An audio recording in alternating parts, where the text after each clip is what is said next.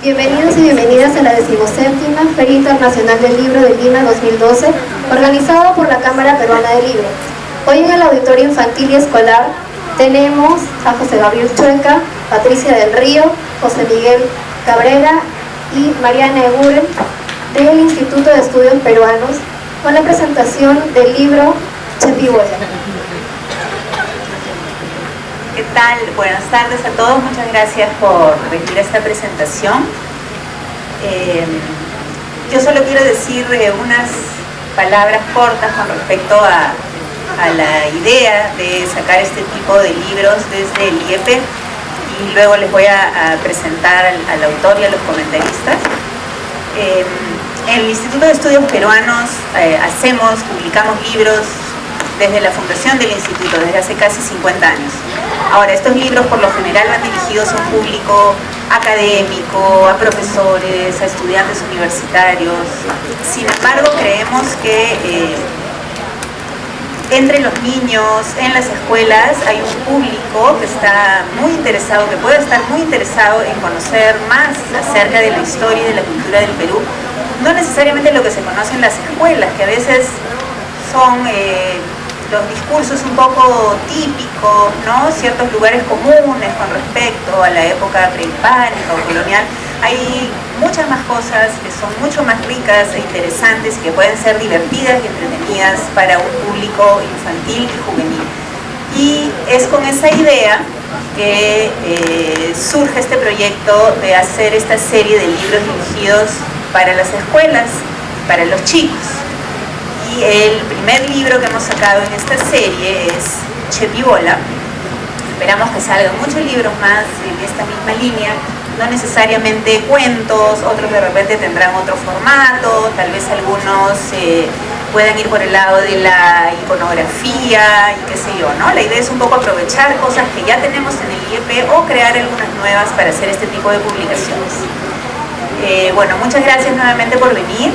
Primero vamos a escuchar a José Miguel Cabrera, que es autor del libro.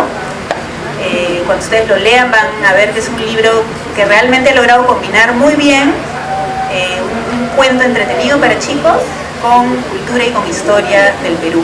José Miguel se graduó en literatura de la Universidad Católica y trabaja como periodista, como profesor, como entrenador de fútbol, varias ocupaciones. Y los comentaristas son José Gabriel Chueca y Patricia del Río. José Gabriel o Beni está estudiando un doctorado en literatura en la Universidad de Stony Brook de Nueva York. Es periodista de cultura, ha sido editor de cultura del diario Perú 21. Dice que bueno, se graduó en pintura, ¿no?, de la Universidad Católica. Y Patricia ya la deben conocer, ella también se graduó en literatura de la Universidad Católica, terminó una maestría en lingüística también y es periodista y actualmente tiene 2 programas periodísticos en ATV y han accedido a estar con nosotros hoy día para presentar este libro. Así que primero vamos a escuchar a José Miguel.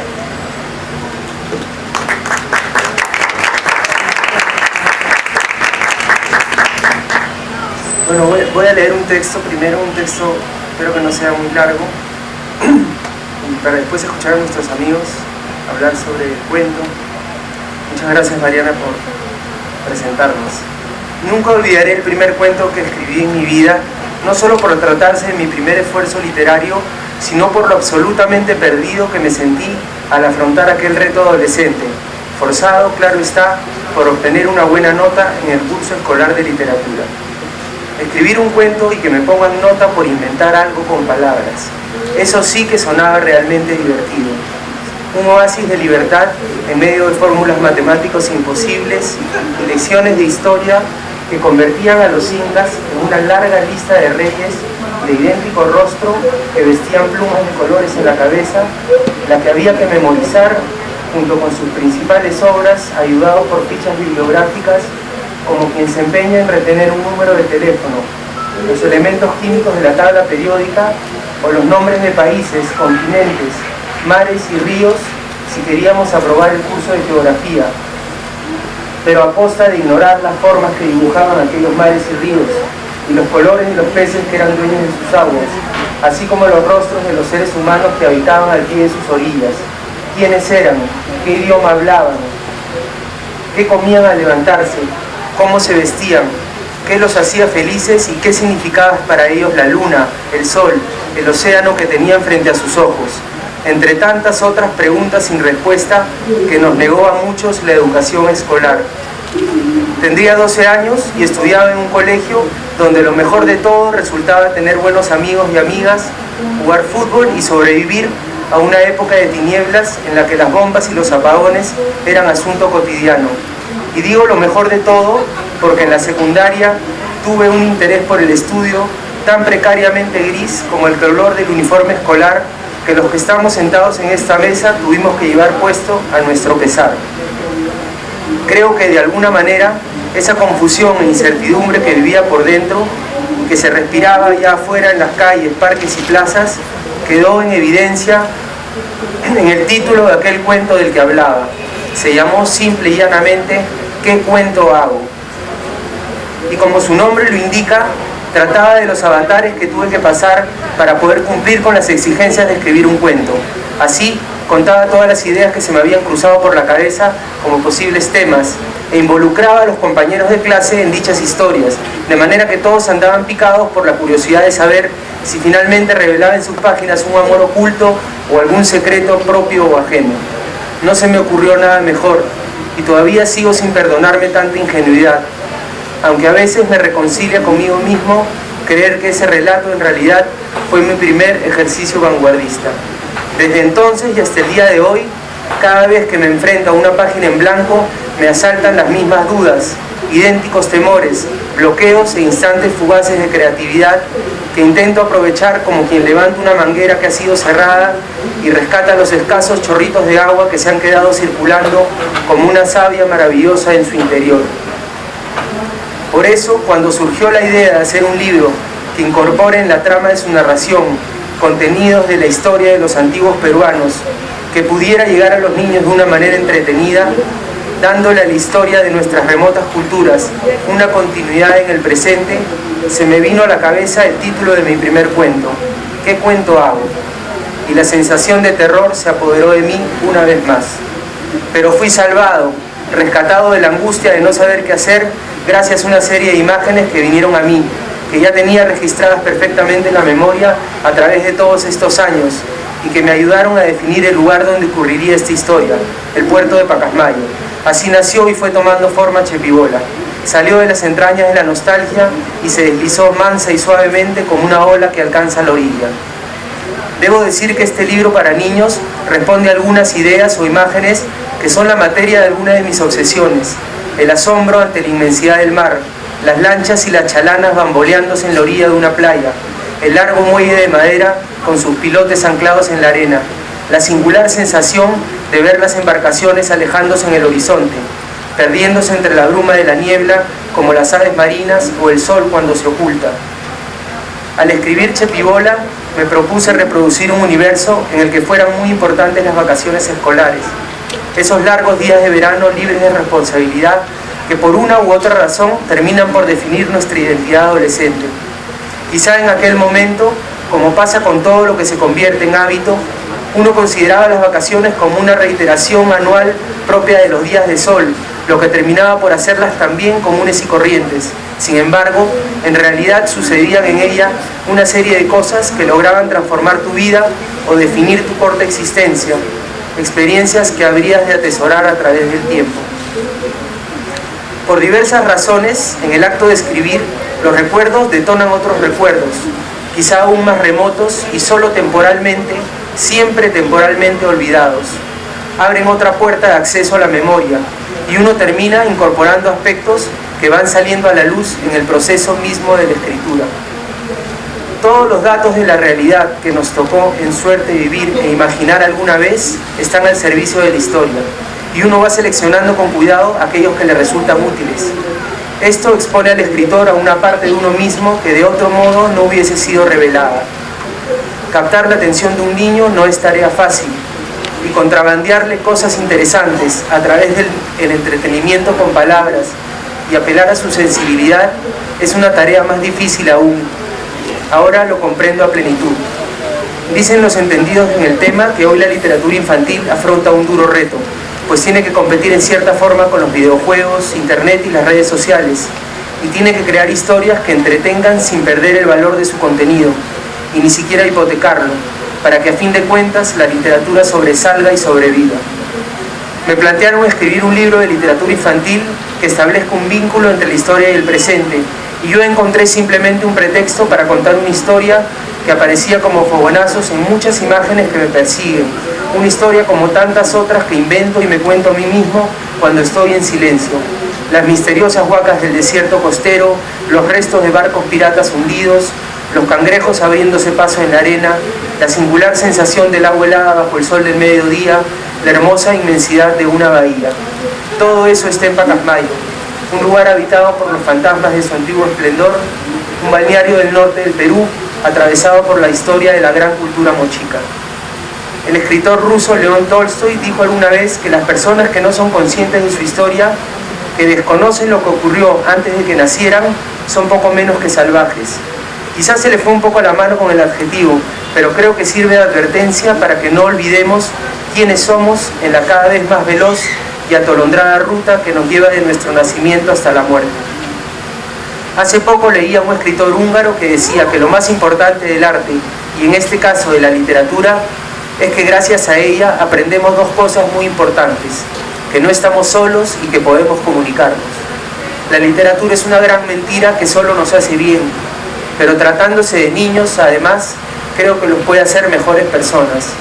Hagamos que los niños lean, que ejerciten su imaginación, así como lo hacen con su cuerpo mediante el deporte.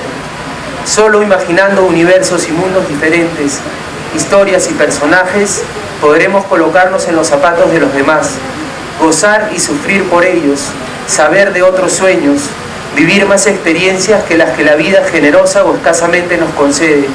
Así nunca más nos sentiremos solos, sino felizmente acompañados, como yo esta tarde con todos ustedes acá. Y quizá como recompensa inesperada, pero siempre posible, nos volvamos aunque sea un poquito más sabios de lo que fuimos ayer.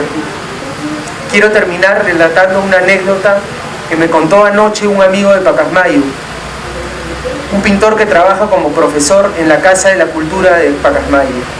Resulta que una niña de 9 años compró Chepibola y empezó a leerlo al terminar de hacer sus tareas del colegio, pero se quedó pegada al libro hasta altas horas de la noche. Pasaron 1 o 2 días y el papá se preocupó porque su hija no dormía y seguía con la luz del cuarto prendida hasta muy tarde, de manera que decidió darle una pastilla para que por fin conciliara el sueño. Cabe añadir que este señor es un médico. A la mañana siguiente, luego de que el papá saliera muy temprano a trabajar, la mamá la despertó para ir al colegio y la notó rara, demasiado soñolienta. La mujer se aterrorizó y la llevó corriendo a la emergencia del hospital. Le hicieron todos los exámenes de rigor y no aparecían síntomas de ninguna extraña enfermedad, hasta que el médico de guardia le dijo que quizá había comido algo que le cayó mal. La niña respondió que no, pero que lo último que recordaba era que su papá le había dado una pastillita en la noche para que se durmiera. Llamaron al papá por teléfono y confirmaron la versión. Preocupados, los médicos y las enfermeras le preguntaron a la mamá por qué su hija no dormía, por qué le tuvieron que dar la pastilla. Y la niña desde la camilla respondió: porque estoy entretenida leyendo mi nuevo libro, que se llama Chepibola, donde todo sucede en Pacasmayo. La anécdota la contó entre lágrimas la mamá a mi amigo. Lloraba emocionada porque pensó que su hija tenía alguna enfermedad y se le moría entre los brazos al ver que se desvanecía como borrachita aquella mañana, cuando en realidad todo era la culpa de su afición a la lectura de Chepibola en este caso. Anécdotas como la de mi lectora, lo sabemos, alcanzan para justificar cualquier esfuerzo literario, por costoso, demorado e ingrato que se torne. Esa niña de algún modo me ha salvado, porque quizá de ahora en adelante no me sienta tan solo ni tan perdido cuando vuelva a rondarme la pregunta: ¿qué cuento hago? Muchas gracias.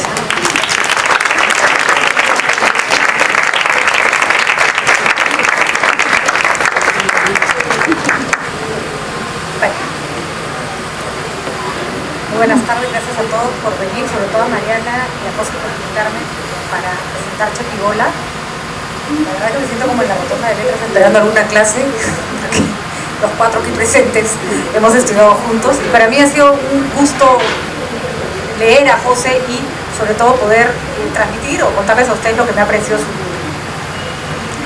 Tuve un profesor de lingüística muy inteligente, se llama Jorge Pérez, que creo que nos ha enseñado a todos los que estamos aquí sentados, que me decía que a él le aterraba enseñarle a los niños. Yo he enseñado durante muchos años en distintos lugares y nunca me he atrevido a enseñar en un colegio porque los niños me parecen impredecibles y porque pueden salir con las cosas más extrañas del mundo y porque su lógica no es la lógica de un adulto. Recuerdo que Jorge Pérez me decía que se había pasado durante una semana entera, una época que tuvo que dictar en un colegio, tratando de ver la mejor manera de explicarle a sus alumnos de cuarto grado la relación entre el sujeto y el predicado de una oración.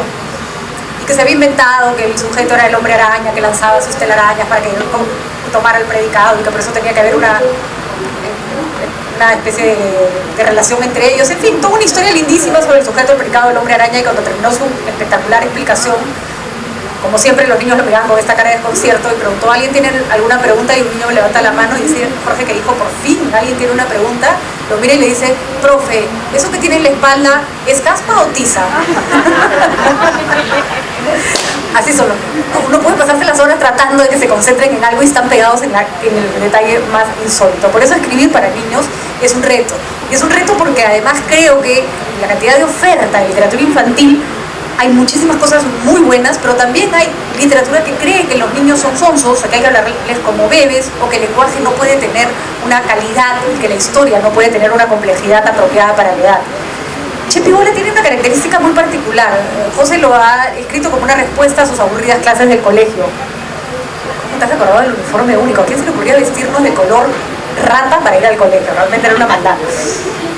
Y yo más bien, es curioso porque si bien el lado de la historia me ha parecido fascinante, a mí lo que más me ha impresionado es el lado del juego. Chepibola era la palabra que usábamos, no sé si los chicos la usan ahora, José la vez pasada me decía que cree que no tanto, para hacer una pausa en medio de un juego en el que las reglas quedaban suspendidas, ¿no? Cuando tú decías Chepibola no te podían, no te podían chapar, no te podían encontrar si estabas escondido, no te podían matar si estabas jugando mata gente, era como un escudo, ¿no? Podías ir al baño, efectivamente, podías tomar agua, ¿no? Pero es un ratito Chepibola.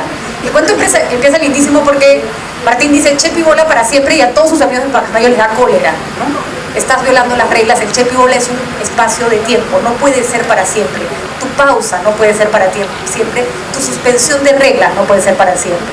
Y es curioso porque Martín es un niño limeño que viaja a Pacasmayo y es una pausa en su vida habitual, en su vida de juegos de video, en su vida de computadoras, en su vida de niño conectado al internet. Claro, como todos los niños, cuando sus padres deciden sus vacaciones sin consultarle, y a todos nos ha pasado, tú piensas que bodrio, ¿no? Ahora me están mandando a un sitio donde no están mis amigos y encima no puedo llevar ni siquiera mi computadora, me va a aburrir horrible. Y esa es la expectativa que tiene Martín cuando llega a Pacasmayo. Sin embargo, a mí me emocionó muchísimo la historia porque si yo no tuve la suerte de pasar mi infancia en Pacasmayo, sí tuve la suerte de pasar mi infancia en un balneario donde tu obligación más importante del día era llegar a almorzar y a comer en la noche. Tu mamá nunca sabía dónde estabas y la mayoría del tiempo estabas sin zapatos y estabas en ropa de baño. Y me acuerdo mi mamá encontrarme dando vueltas por el malecón a las 9 de la noche, volteé y me decía: anda, báñate, ponte ropa, ¿qué hacen en ropa de baño hasta esta hora? El mundo era más simple, no había reglas y no teníamos ni un juego de video y la televisión no llegaba, y si llegaba a Canal 7, que no había nada más que ver, el mismo capítulo de Ultra 7 90 veces en el verano. Y en verdad, yo recuerdo haber ido con toda mi infancia y haber pasado esta vida de bicicletas y muelles y pescadores y haber vivido, y haber llegado al colegio y cuando me enseñaron la guerra con Chile, sentirme orgullosa de que yo sabía dónde había pasado parte de esa historia. Y por supuesto mi vida estaba rodeada de historias de soldados que habían encontrado tirados en el cerro de Ancón y sabíamos perfectamente la historia del Tratado de Ancón porque veraneábamos ahí. Parece que a veces uno va a las playas del sur y sientes que algo demasiado fundamental de las vacaciones se ha perdido. Que estas playas llenas de reglas, de niños llenos de juegos, llenos de restaurantes, cines, eso es como que se hubieran llevado toda la ciudad a la playa, entonces ya no sé cuál es la diversión. Y además tampoco se bañan en el mar y están llenos de cuatrimotos. ¿Qué parte se está perdiendo de nuestra infancia? Entonces yo pensaba, José no solo tiene que escribir un libro, sino tiene que escribir un libro para esos niños, que definitivamente no son pues los niños que éramos nosotros. Y sin embargo, el otro día que estaba leyendo para la presentación del libro Con Calma, Adriano, mi hijo de 4 años, viene, para Adriano la diferencia entre un libro para él y un libro para mí es si tiene dibujos. Entonces miró la carátula, lo abrió y dijo, este tiene dibujos, mamá, léeme, ¿no? Y yo empecé a leerlo con la sensación de, simplificándole algunas partes porque es un niño, con la sensación de se va a aburrir. Y a cada rato me decía, sigue mamá, sigue mamá. Y en realidad José recupera la esencia de la historia. Por culpa de Chepi Bola escribí esta semana un artículo sobre García Márquez justamente porque me hacía acordar a eso.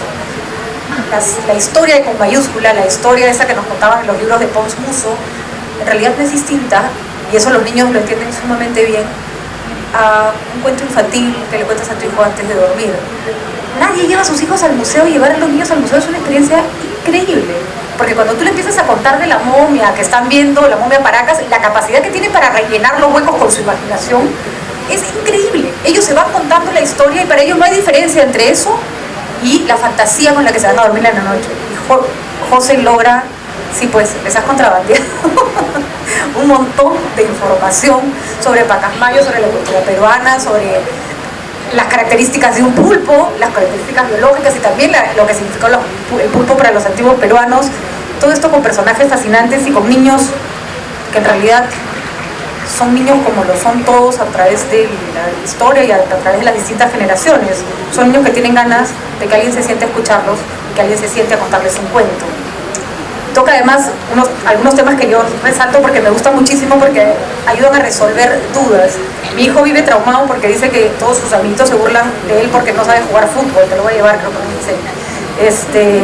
Y en realidad lo que a mí me da la impresión es como ha tenido que entrar al colegio, porque ahora los hacen entrar al colegio a los 4 años, no sé para qué, está tratando de encontrarse en el mundo. El sentido de pertenencia de un niño a un grupo es sumamente importante y en este libro está tocado desde el comienzo, ¿no? Un chico que viene de Lima y se tiene que insertar a un grupo que en el comienzo no lo recibe bien y el que al final logra entrar bien, ¿no? El rescate de la vida simple, de que se puede vivir tranquilamente corriendo por un malecón sin zapatos sin necesidad de más cosas. La reivindicación de la historia, tanto de la historia con mayúscula como de la que se juega en la imaginación de los niños. Los contenidos históricos desde una perspectiva infantil, pero lo que más me ha llamado la atención y por lo cual además me ha parecido que el libro es fascinante es la calidad de la narración. Las metáforas de José no son fáciles, el lenguaje que usa no es complaciente. Tiene además esta vocación por encontrarle la palabra precisa. El juego que hace con la palabra jequetepeque en una parte del libro en realidad es simplemente el anuncio de lo preocupado que está por encontrar una narración a la altura de la cabecita de un niño de 8, 7, 9, 10 años. Y a la altura de una cabecita de un niño de esa edad es todo un reto mucho más grande para mi gusto que escribir para un adulto. El día que mi hijo de 2 años me preguntó, mamá, ¿los aviones están pegados a la tierra? Y le digo, no, ¿por qué? Entonces, ¿cómo despegan? Y dije, ok, está bien. O sea, mi hijo no es tonto, ¿no? Lo que pasa es que tiene una lógica de lingüística muy distinta de la mía. Esa lógica lingüística los chicos la tienen todo el rato, la tienen por un periodo bastante más largo además. Y entonces cuando tú les hablas y les cuentas y les escribes, les tienes que escribir con la misma creatividad. Si no se aburren. Y créanme que no hay nada peor que sentarte a ver una obra de teatro y que ver cómo un niño se para y dice, esto está aburrido, me quiero ir, y los pobres actores no saben si seguir sonriendo o echarse a llorar. Adriano me dijo, sigue mamá, sigue, y hoy en la noche espera que le siga contando qué pasó con Martín. Si José ha logrado eso con un niño de 4 años, y si no ha logrado que mi hijo sepa lo que significa jequetepeque, entonces este es un gran libro. Así que mi respeto por Chepi Bola.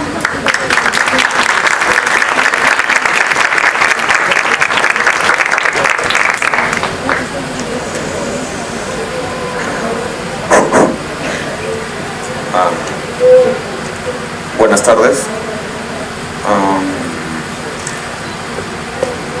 Bueno, yo no tengo hijos. Tampoco es que me gusten los niños, ¿no? Para mí los niños son como mis semejantes, ¿no? Yo los considero pues mis iguales, ¿no? Yo les hablo como le hablo a mis amigos, ¿no? A la gente. Cuando yo leí, lo escuché, cuando yo leí Chepi Bola, me pareció curioso que José Miguel hubiera empezado, digamos, publicaciones de este tipo con un texto de esta naturaleza. José Miguel es periodista, como dijo Mariana, y a mí me gustaban mucho sus artículos. Él tiene una pluma muy bonita, tiene una forma de escribir que a mí me gusta mucho, siempre me gustó. Y esa forma de escribir está en Chepibola. Entre otras cosas, lo que este texto me produjo a mí fue un flashback a cuando éramos niños. Yo conozco a José Miguel Cabrera, el autor del libro, hace algunos años, más o menos 40 años, ¿no?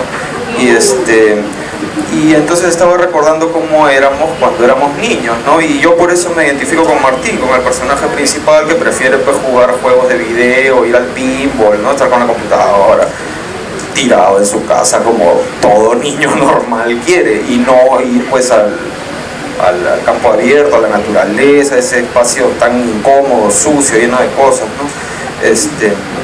Y entonces yo me identificaba con eso y recordaba aquellas visitas que a veces hacían los padres de José a mi casa y llevaban a José Miguel, y entonces él subía a mi cuarto y yo estaba, pues, tirado en el piso dibujando, haciendo juegos, cosas, y yo tenía muchos muñequitos, ¿no? de la Guerra de las Galaxias y esas cosas, y José llegaba con su pelota. Entonces me veía en el piso y preguntaba qué estaba haciendo, y yo trataba de explicarle alguna cosa muy elaborada que estaba yo tratando de construir, y él empezaba a patear la pelota contra la pared, ¿no? De vez en cuando rebotaba y le daba mis muñequitos, lo cual era un problema porque había que volverlos a ordenar y ponerles a todos el brazo, ¿no?, en su sitio. Y entonces él decía, bueno, vamos abajo a jugar, ¿no?, al jardín.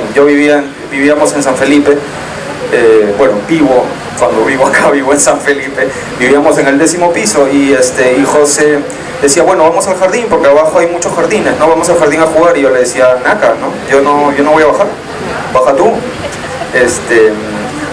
A ver, en mi defensa debo decir que yo cuando era niño sufría de asma. Ahora soy una persona súper deportista, es otra cosa, pero cuando era niño yo tenía asma, usaba zapatos ortopédicos, tenía un miedo inevitable a que la pelota me caiga en la cara, ¿ya? Entonces, evidentemente yo no iba a salir de mi cuarto para jugar nada con una pelota, ¿no? Y entonces José simplemente se llevaba su pelota y salía de la casa, ¿no? Y yo seguía con mis asuntos. Después de un rato, pues, me daba curiosidad, entonces me asomaba por las ventanas a ver en cuál de los jardines podría estar. Y de pronto lo veía jugando pelota con otros 10 chicos que en mi vida había visto, pero mira que jugaba de lo más bien, los abrazaba, se felicitaban cuando hacían gol y todo, ¿no? Supongo que es la magia del deporte, ¿no?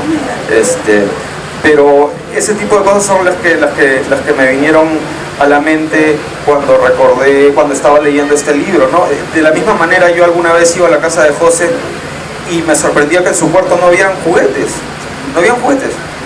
no habían pistolas de rayos, granadas tipo piña de plástico, evidentemente, no habían cascos, ¿no?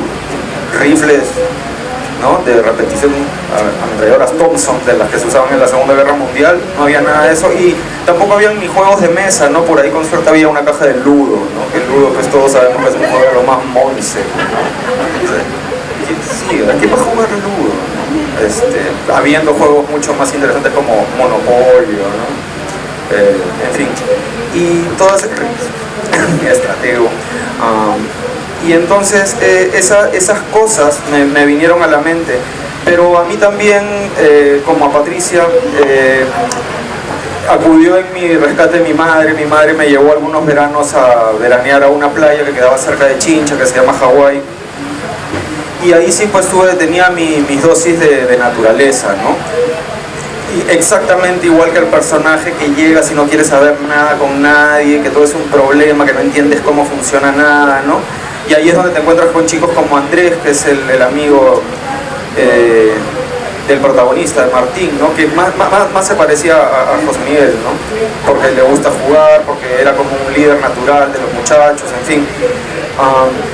Y hay escenas, hay imágenes de este libro que son muy bellas, efectivamente, para cualquiera que haya tenido la suerte de vivir cuando era niño en alguna playa, ¿no? Como este momento en el cual los chicos se meten bien adentro del mar y juegan en un banco de arena.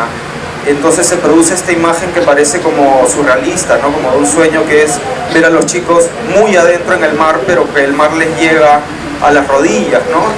Y aquí él produce una escena en la cual los chicos juegan pelota dentro del mar, como, casi como si estuvieran caminando sobre el mar, ¿no? Y esa es una escena que a mí me conmovió, ¿no? Me tocó mucho, me encantó. En realidad es una escena muy bella. Ese es el tipo de literatura que hace José, ¿no? Al margen de que sea para niños, quiero decir, él tiene una capacidad, tiene una imaginación para producir estas situaciones que a mí me gustan mucho, ¿no? Son esencialmente mágicas, ¿no? De la misma manera que a Patricia has dicho todo lo que yo iba a decir, de la misma manera que igual que a Patricia, lo primero que me llamó la atención a mí del título del libro, no fue el título, porque chepibola es, bueno, una palabra, pues no, que usan los niños, ¿no? En fin, los adultos también, cuando llega la parte de pagar impuestos, ¿no? Uno siempre piensa chepibola, por favor. Cuando llega la época de hacer la declaración jurada y todo esto, o cuando estás en el tráfico, ¿no? Chepi. Pero lo que me llamó poderosísimamente la atención es precisamente el comienzo, ¿no? La primera frase, chepibola para siempre. Esa es una frase mágica, es muy poderosa, ¿no? Chepibola para siempre es un sinsentido, pero que en el texto tiene todo el sentido, ¿no? Para empezar, a ver, en términos estrictamente técnicos me parece un excelente arranque, porque es una frase que alude al título del libro, porque es una frase que es de niños, ¿no es cierto? Porque la palabra, incluso si uno no es peruano, entiende que chepibola es una palabra juguetona, ¿no es cierto? Es una palabra que no puede ser más que divertida, o que debe tener algún fin de juego, ¿no? Quiero decir, nadie va a pensar que chepibola es el nombre de una pastilla nueva o de algún tipo o un insulto, ¿no? No es posible.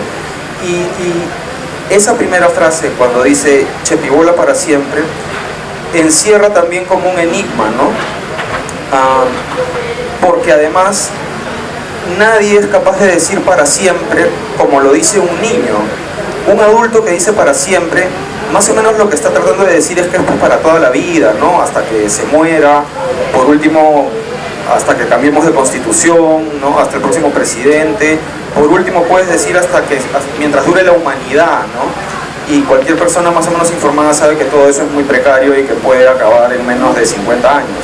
Entonces, y sin embargo, cuando Martín dice chepibola para siempre, él lo que está haciendo es abrir un paréntesis, como decía Patricia, pero a mí me parece que es un paréntesis en el tiempo, ¿no? Y que finalmente el texto lo que hace es eso, porque nos lleva a historias de origen arqueológico, pero también de origen legendario, ¿no? Son historias construidas por palabras que nos sacan del tiempo en el que vivimos y nos llevan a un tiempo eterno, ¿no? El tiempo de los dioses, el tiempo de los mitos, el tiempo de la antigüedad, ¿no? El tiempo de las huacas, de los antiguos peruanos. Es un tiempo que efectivamente puede ser fechado, pero que en buena medida está fuera de nosotros y que está continuamente en presente, ¿no? Es una especie de ponerle chepi, pero al devenir del tiempo. Esa primera frase fue lo que a mí me llamó muchísimo, lo que me llamó más la atención del texto y lo que me provocó pues terminar de leerlo, ¿no? Lo otro es que yo no pienso que la infancia, bueno, creo que ninguno de nosotros lo piensa, ¿no? Es decir, la infancia no es un paraíso, ¿no? La infancia está llena es decir, puede tener cosas maravillosas, pero también puede tener cosas muy dramáticas, muy tristes, ¿no? Quiero decir, la infancia es un momento de emociones feroces, ¿no? Creo que uno puede decir que ya no es un niño cuando más o menos puede, no sé si, bueno, no controlar, pero no ser arrastrado por las emociones como si estuviera siendo arrastrado por el mar, ¿no? Y sin embargo, cuando esas emociones son de alegría, de sorpresa, no hay nada mejor, ¿no? No existe nada, no hay nada mejor posible que eso. Posiblemente un adulto solo puede emocionarse de esas maneras, sospecho, cuando es astronauta, pues no, y ve la Tierra desde el espacio, la primera vez que pisas la Luna, ese tipo de cosas. Pero de otra manera, la magia o la fascinación, ¿no? que te envuelve y que te lleva, que uno puede sentir cuando es un niño, es algo que se ha perdido, que un adulto ha perdido para siempre, ¿no? Y nuevamente, la frase Chepi bola para siempre me parece en ese sentido una especie de sortilegio, ¿no? un hechizo, unas palabras mágicas, como decía Patricia, ya ves. En su libro José está permanentemente tratando de mostrar que las palabras son más de lo que las palabras que dicen, ¿no? Jequetepeque, Tetelemeque, Pacasmayo, explicar todo eso, el dios Hualtaca, había un dios que era el que se llevó el último pan con palta, ¿no? Huaricalta, ¿no? ¿Quién es Huaricalta? El dios que se llevó el último pan con palta. Ese es bueno. Entonces, este cuento a mí me parece que tiene esas cosas que uno aprecia en los cuentos, que son la conciencia del lenguaje. En este caso, el lenguaje se vuelve un juguete con el cual el autor juega, y además contiene información útil para el lector, como por ejemplo cómo hacer carnadas, ¿no es cierto?, para qué sirve pescar una anguila, que no es tan malo después de todo,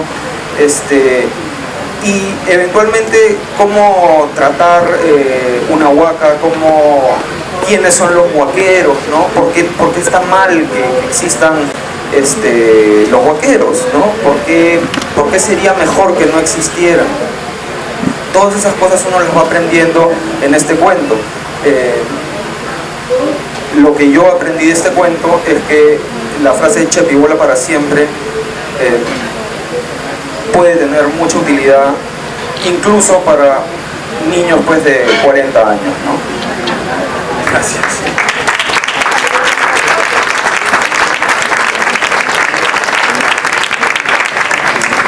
Muchas gracias a todos por venir. Los invito a visitar el stand del IEP, entrando por la puerta principal hacia la derecha, para que compren su Chepi bola y otros libros más generales. Gracias.